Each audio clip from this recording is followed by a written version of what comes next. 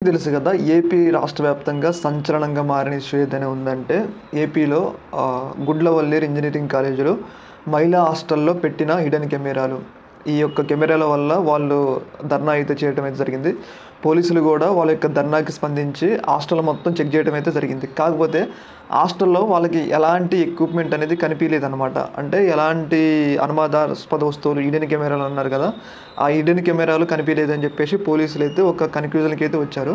అయితే రీసెంట్‌గా ఈ యొక్క విషయం గురించి మనం డీప్‌గా ఎనాలిసిస్ చేసినట్లయితే పోలీసులేమన్నారు, మాకు హిడెన్ కెమెరాలు కనిపియలేదన్నారు గదా! ఈ యొక్క గొడవ దాదాపు కాలేజీలోనే దాదాపు ఒక 10 డేస్ నుంచి జరుగుతుంది. 10 డేస్ కన్నా ముందే వాళ్ళు మేనేజ్‌మెంట్‌కి కంప్లెయింట్ చేశారంట.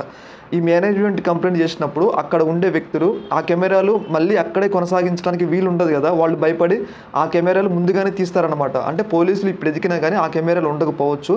మేబీ ఇంతకు ముందే ఎక్కడైతే ఈ ఇష్యూ బయటపడ్డది గదా! ఈ ఇష్యూ బయటపడ్డప్పుడే వాళ్ళు ఈ కెమెరాలు తీయటానికైతే అవకాశం ఉంటది. పోలీసులు ఆ యొక్క కోణంలో గూడా ఎవడైతే ఉన్నాడో ఈ విజయ్ అనేటోడిని వాడిని తీసుకెళ్ళి బాగా కొట్టి వాడితో నిజాలైతే రప్పించారు. ఎందుకు అంటే ఇది మామూలుగా ఒక సాధారణ ఇష్యూ గాదు. ఎందుకంటే 300 మంది అమ్మాయిల వీడియోలు తీసి దాదాపు 300 వీడియోలు రికార్డ్ చేశారు. వాటిని వేరే వాళ్ళకి అమ్ముకుంటున్నారు అని జెప్పేసి అయితే వార్తలైతే వస్తున్నాయి.